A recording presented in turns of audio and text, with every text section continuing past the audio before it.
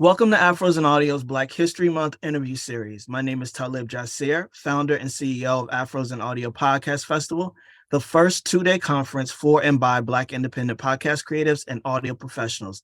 I'm excited to spotlight 28 outstanding indie podcast creatives who answer the call to be a part of this series. Today, my guest is Michael Motley Jr. Welcome and thank you for being here. Thank you so much, man. I love it. I really enjoy these podcast interviews in general and getting a chance to talk to you. Yeah, man. I appreciate your time today. So talk to us about Michael Motley Jr. before we get into the podcast. Wow. So I, by trade, by day, little superhero nod. I am a IT professional. I work in cloud engineering with Microsoft Cloud, primarily Teams. So, I know what you're thinking. I don't know why Teams sucks. I just support it. I'm just the guy that supports it. I can't tell you why it sucks. But yeah, that's my day job. I enjoy it. I also, of course, history is a passion of mine, but I rarely get the opportunity to talk outside of anything history. I'm, doing the podcast has kind of turned me into a bit of a this is what you do. I want to bring you in to talk history when I like to let people know that I am more than a history buff, that we can talk about, comic books or movies or pop culture, any of those other things that I also have a passion for, like all the memorabilia and tennis shoes and stuff over here. So. Okay, that's dope, man. Well, I love that. Like I said right before we hit record, man, we're people who happen to podcast. It's just one piece of us. So it's exciting to get to know people beyond that aspect, but also, staying on theme. Yeah. Right. So we'll definitely, I definitely want folks to learn a little bit about you. And this is my first time meeting you, so I'm looking forward to it as well. Talk to folks about the podcast. What's the name of it, and what's it about? My podcast is One Mic Black History. Basically, the idea is to just chronicle and talk about events, people, things from Black history. It kind of fed. I had my homie Dan Felton, who used to do he does disinformation now, but he used to do Assorted Goods. And one day, I was listening to his podcast, and he did an episode on the Tulsa Race Massacre.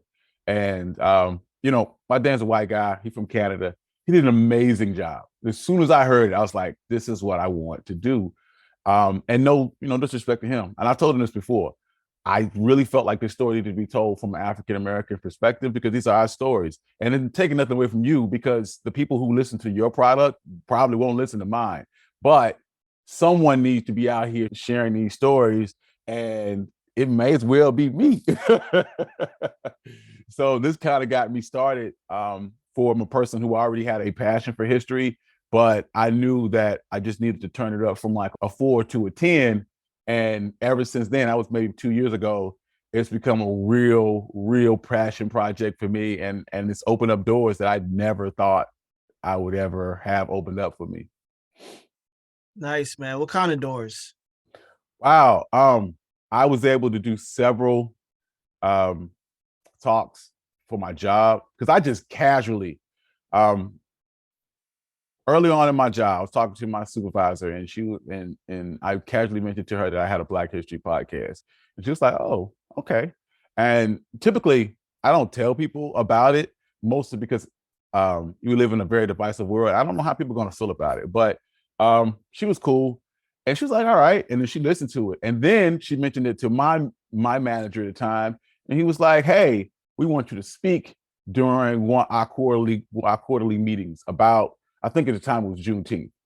And during that time, I'd done podcasting, but podcasting is a format where if I mess up, I can restart, I can edit it, I can get this. I've never done it in front of people where you get a chance. You only get one shot at a first impression when in front of a group of people. So I did a Juneteenth speech. I did a Q&A after. That turned into 3 other speeches with them. I did Juneteenth twice. I did one on Black History Month. The 2 Juneteenth talks was different. They were different audiences. So it was a larger audience the second time. Also, like I told you, in the submission form, I also had the federal government reach out to me to have me come speak to them about um, black veterans, black soldiers. He listened to, now this was one that's kind of weird, but this was Interpol. And they reached out to me and was like, hey, we want you to come in and speak about the treatment of African Americans in the military, and then talk about chronicling them through history, and then spin this into a positive. At the end, hey, we want you to talk about how this is a good, how things are better now. And I was like, sure. I was like, I don't know how much of my podcast you listen to, but I rip you guys in half like the entire time. And it felt weird for me, even though this is Interpol and it's not, the FBI or, the actual military, but still, it feels weird to even come in and say, hey, you guys stink to their face. So ultimately, I ended up declining it because it scared me. And it also scared me in a way that, like, who's listening to my content? Like, how did you even find me? I thought I was hiding in plain sight, and I wasn't. That's interesting, man. Just goes to show that once you begin to put yourself out there and you start to stretch in ways that you may not have even imagined, and get opportunities coming that you never even saw coming. And that's the great part of getting off the sidelines, man, and getting in the game, bro. Yeah. It's scary out here. And being for somebody who's a bit of an introvert, I try not to be, but I have introverted tendencies. Coming out and doing this and just podcasting in general, it's like, all right, here's my extroverted piece. Here's that extroverted piece of me. All right, I'm about to go back in my cave. Don't talk to me. I can relate to that. Absolutely. So looking at the podcast, I saw some short ones around 17, 13 minutes, which I assume is very intentional. And then I saw some longer ones, things that, I would assume just be by nature of the content, like Black Wall Street, Tulsa Massacre.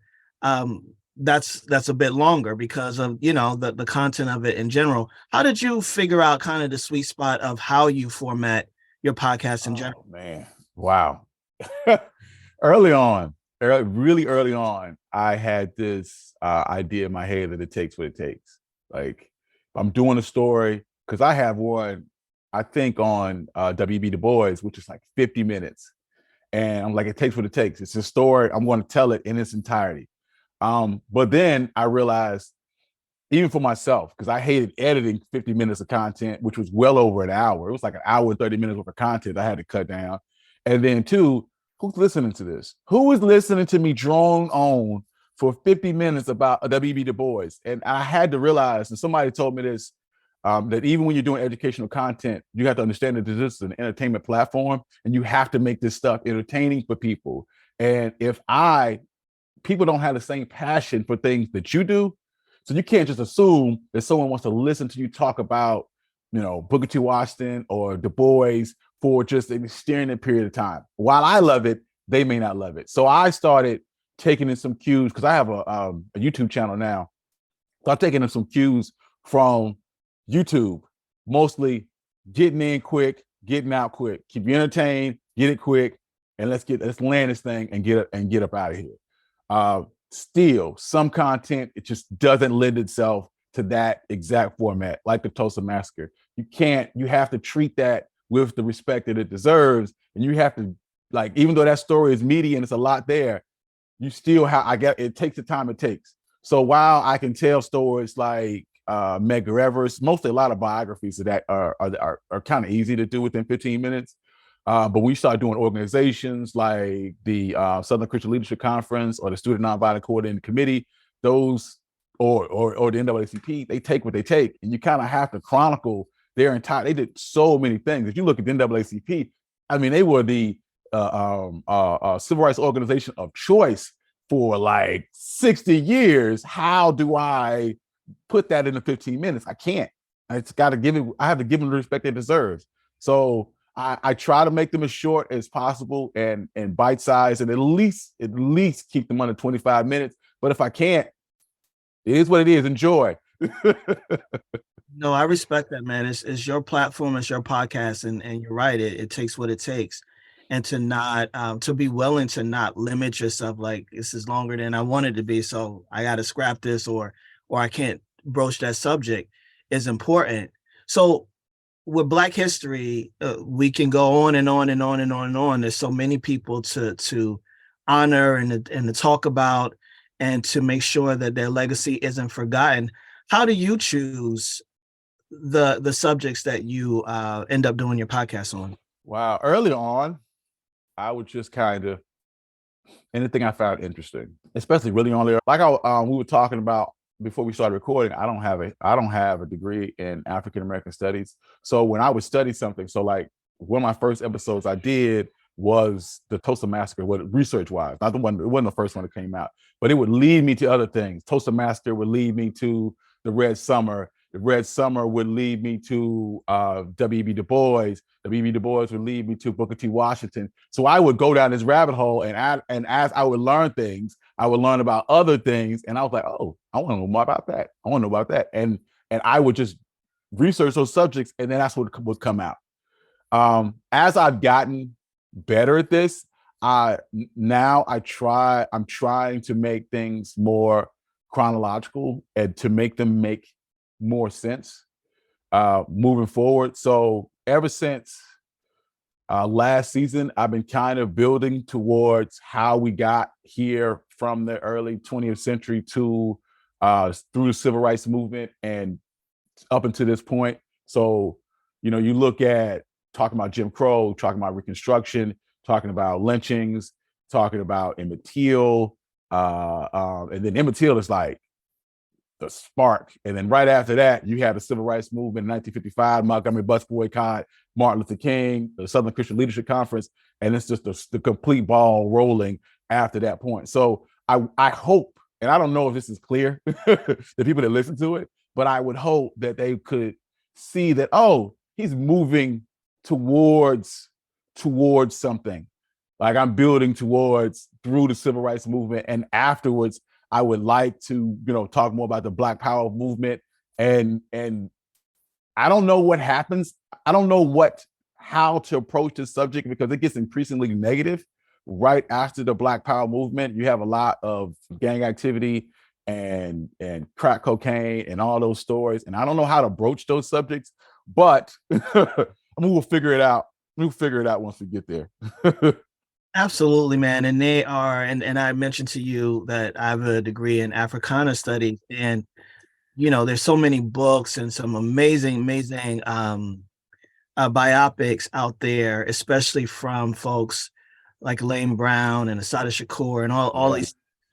There's so many. As you were talking, I'm like, this is the content that can't quit. Like it's so much out there. You'll never run out of content. And I was just going to say, one of the things that I have been mulling around in my head, because in this, when you look at the civil rights movement, one of the things that they talk about is respectability, is treating things because of the way we're seen in the public. We needed to be a certain level so that we can change public perception of Black people. So when you're doing Black history, you kind of feel a bit like that, like I need to broach this subject, not where I need to be respectable, but I need for this to be a certain way, like increasingly positive. Hey, we're always the good guys in this story, right? But we're not always the good guys because we're humans. And I've been rattling around in my head about how to approach the idea of doing villains, of doing people that weren't always perfect, that weren't great people. And the stories are compelling, but I'm like, do I have an audience for that sort of thing? And that's something that I really, because when you start talking about subjects, you can go I take this any direction you want to go. And it's like, hey, do I want to go down this dark path? I think it's important, and I'll just speak on my own perspective about it. So, when we were talking about the villains, I immediately started thinking about Marlena Karenga and the whole shootout. And so it's one of those things where it is, I feel like it's a responsibility, right? That we are able to share this information in its authenticity. because one of the things I think is really deliberate of America in general and the heroes that we get pushed upon is that they get pushed on us, I should say, is that we forget that they're just men and women that made a choice one day. They're not unattainable. They're not super. No. They don't have superpowers. They're just like you and me, Mhm. and they decided that whatever they were working towards or chose what battle they chose to fight, they chose it. It was the decision, and then they committed to it, and then things became of that. Just like podcasting, you Right. started, and you're now committed, and you're in the work, and so whatever comes with that work begins to happen. So one of the things I think is so important is that we dismantle this belief that we're not as powerful as the next man or Right. woman that made a choice, you Right. know? One of the people that greatly highlights this is Martin Luther King, because people think they know the story of Martin Luther King, but you don't really know that, you know, the mythology. And this is one of the problems I have with American history is we don't teach history, we teach mythology. We teach people as not quite gods, but better than man, better than a man, you know, and to a point that gets pushed a bit on Martin Luther King. But if you look at the early Montgomery bus boycott, you realize that when they were selecting a president of the Montgomery Improvement Association, that they just chose Martin Luther King because nobody knew him. Like one of the things that Rosa Parks talks about it, she's like, we chose him because nobody had any ill will to him. He didn't have any enemies yet. He was an unknown. And then he graduated into that role. Had it gone, I think they wanted J.K. Steele for that role. Had J.K. Steele just taken the job, or C.H. Steele, I'm sorry, I might have misquoted. But anyway, somebody, he just taken that job, who would have known where the course of history would have changed? And those types of stories are great in humanizing a person that, hey, this was a guy who didn't know what he wanted to do, but when we got into that role, we ran with it. Mm-hmm, mm-hmm. Yeah, man. It's important. I think that if I were to give you any advice or counsel, I'd say, man, go with your gut, bro. Whatever is intuitive to you and you feel like it's coming up for you, don't throw it in the trash. Move with it. It's because it's important, and it's important that we change the conversation and the narratives for ourselves, most importantly, right? So I Absolutely. appreciate that work, man. One of the things that I wanted to talk about, I don't know if you started yet with the 1619 project on Hulu, which I didn't really realize was a new series, not the documentary, but cool. We're 2 episodes in, and it's just like, wow, okay, we're revisiting a bunch of stuff, um, which is great. One of my favorite documentaries on the topic of Black history, and it's old and aligned with that timing, was Eyes on the Prize. Thought it was the most Right.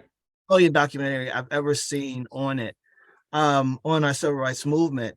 So I guess my question for you, I remember my great grandmother, every time she watched Roots and the white insurance man came by the door the next day, he always seemed to pop Roots, the series came on, and then he's the next day. And she don't want to talk to him. She don't want to look at him. She don't want to talk to him.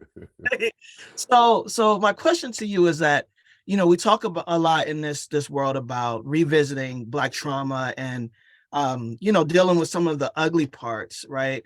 And so one, what keeps you in a positive space doing this content? Because some of it is heavy, right? I won't stack the question. Let's do that. What keeps you in a positive space as you approach these topics? Wow. And that was one of the things that I had a problem with early on, just when I was just rolling around with the idea of doing a Black History podcast in my head. And I was like, because this story is overwhelmingly negative. It just is. Um, it's a lot. It's a lot.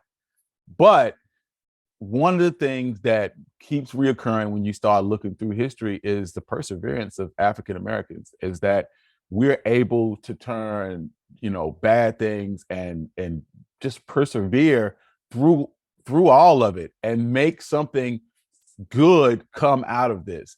A story I constantly tell is the one of Emmett Till. I did an episode on Emmett Till. If you ever listen, I mean, if people are familiar with the story, you know that there's no good parts to this. There's no justice. There's no nothing. It's all bad. But outside of that, that incident sparked the modern civil rights movement. When Rosa Parks when she sat on that bus, December of that year, one of the things she said was the reason why I'm here is because I thought about Emmett Till, and I was like, there's no way I'm getting up out this seat.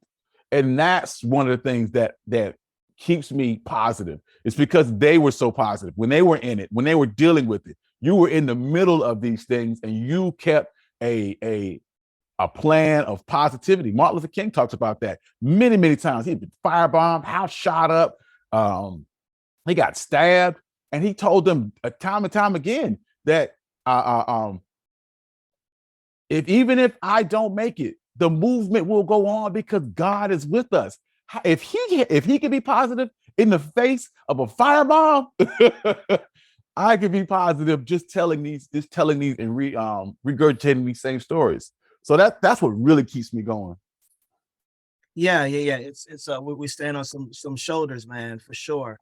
And it is our responsibility and our opportunity.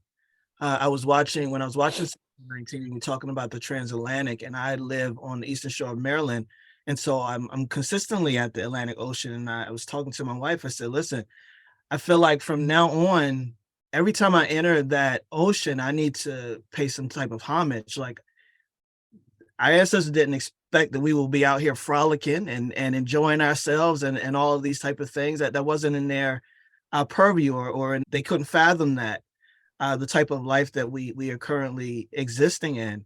And so the importance of making sure that we recognize and pay homage, and it doesn't have to be dark because we are a resilient people, and it's a beautiful thing, man. So I think you're doing important work, and I really appreciate the Thank you, podcast man. work to listening to more, for sure.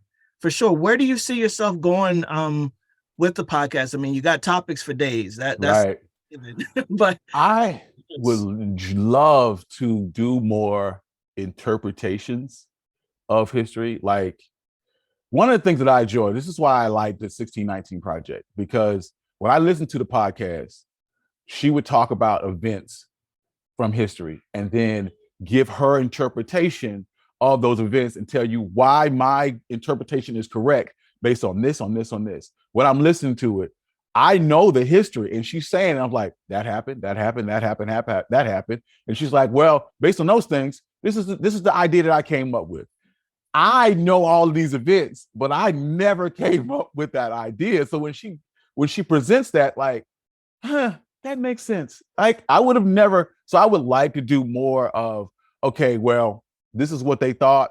This is what happened on this point, and this is what I think. I don't know if I'll ever get to that point, but that's a dream and a goal of mine, to where I can look at, over encompassing history and say, hey, this is what I think the plan was, or how I view America or think about America. Of course, I'm not, Nicole Hannah Jones, but I'll try.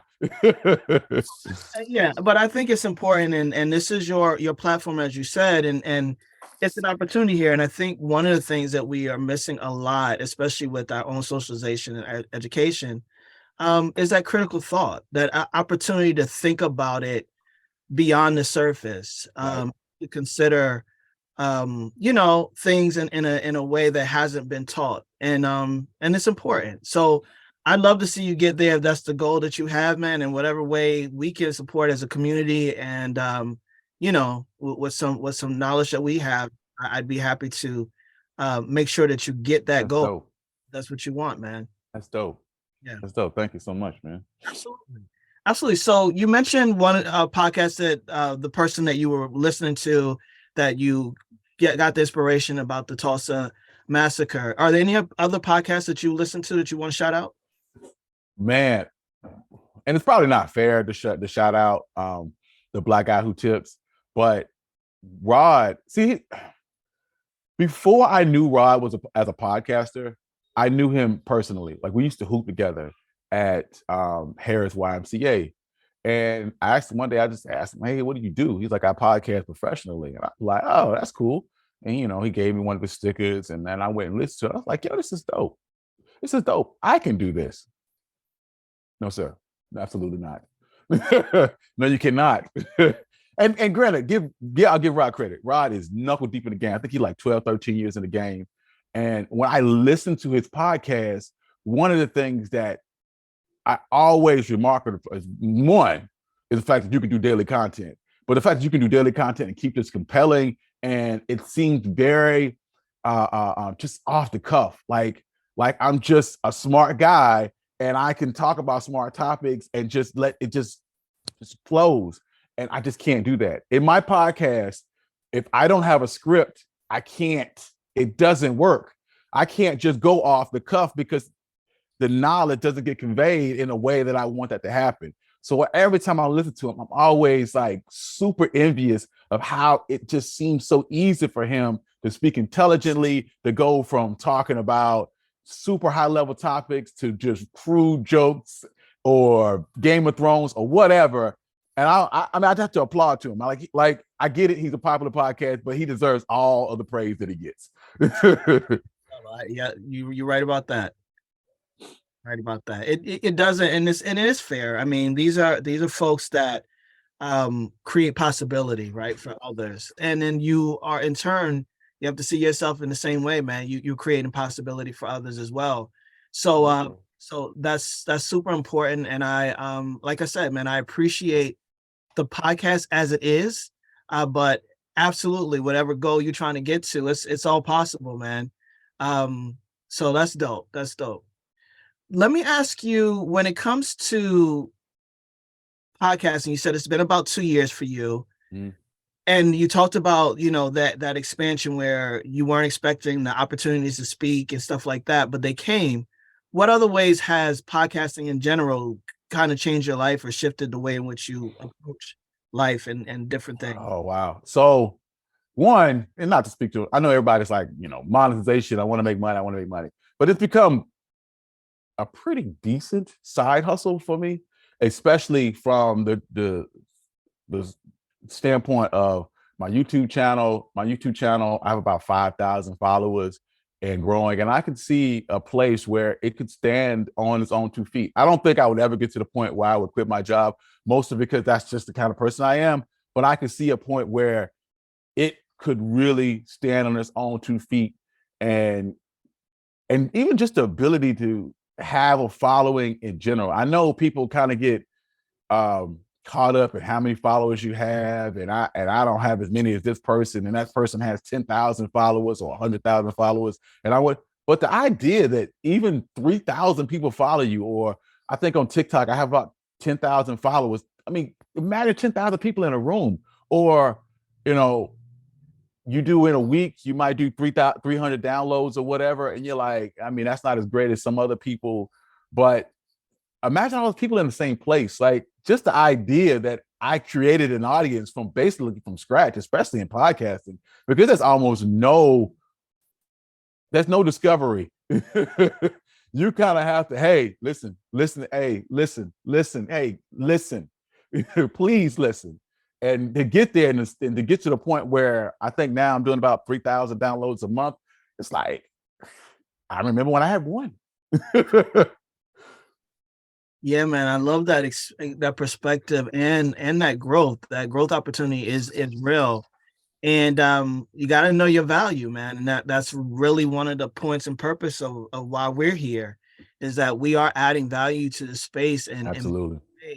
And we got to be willing to stand beside our work. Introverts aside, I'm one. You would have told me that I'd be doing any of the things I'm doing 5 years ago. I'd be like you crazy out your work.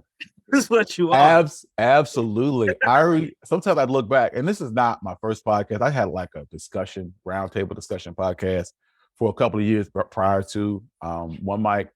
But even before that, like, you podcast? Like, why would I want to do that? Who does that?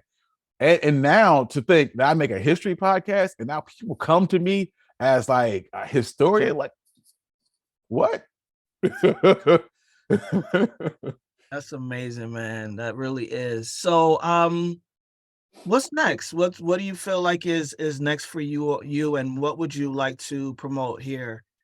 Oh, wow. I really just want to promote Black history. I I think that we live in a world that's super divisive. I mean, we're coming off the heels of DeSantis in Florida, basically, banning the AP African American Studies courses in a world that has no problem with European studies. You're fine with that, but African American studies, that's the line. Um, I think that we're marginalized, and they don't want to hear your stories. We also live in a world where there's a lot of misinformation about Black history and where we came from and our roots. And I want to be out here. I want to promote Black history as truthfully as possible. I want to tell the story as truthfully as possible. You deserve for me to tell you the truth, to not sugarcoat it in any way, shape, form, or fashion. Even if the story sucks, even if it's not great, even if the people are imperfect, even if I talk about Josh Gibson and he was a heroin addict, and you're not a fan of hearing that Josh Gibson was once a heroin addict. He was also the greatest home run hitter of all time, but he also had a problem with drug addiction. That's just the stories. That's just the way they are.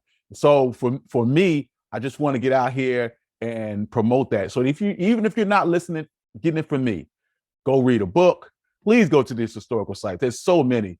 Just go see our history. Go enjoy that. See that stuff. Like, it's nothing like going to a place and they're like, I think in Charleston, they have a historical Black town that predates the Civil War that I never even knew existed, right? Just going there and just look at this. This is us. We built this. We did this. That stuff is invaluable. It changes your whole perspective on things. Things don't always have to be negative. You don't always have to go and look at this from, hey, this is emotional trauma. The stories are what they are, and history is what it is. And even if you look at human history, it's overwhelmingly negative. It's always overwhelmingly less negative. That's what history is. So if you embrace it like that, I feel like you can learn a lot from this, and you can gain a lot from this. Yeah, no doubt. I agree, man. I definitely have the unpopular opinion that they've never cared for our Black history inside of a textbook or our school systems. And so I'm all here for us teaching our babies and telling them the truth as it is, and debriefing them when they come back from school from whatever they done taught them. So right. I love to see even your content getting into these different youth organizations and after schools and all that sort of thing, because the content is digestible and it's something folks can learn from when the school system is not enough.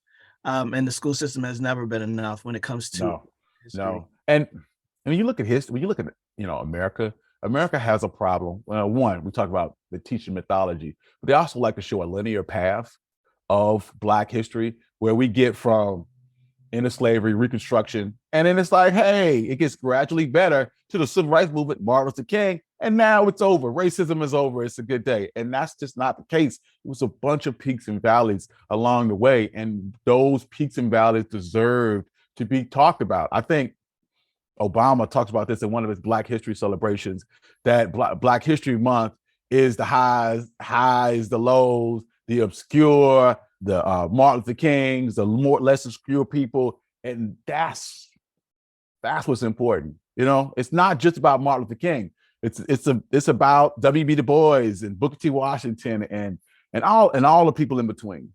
Absolutely, man. A lot of people don't know W.B. Du Bois wrote fiction novels and that sort of thing. Yeah, I mean, he's so divisive. He's so divisive. I'll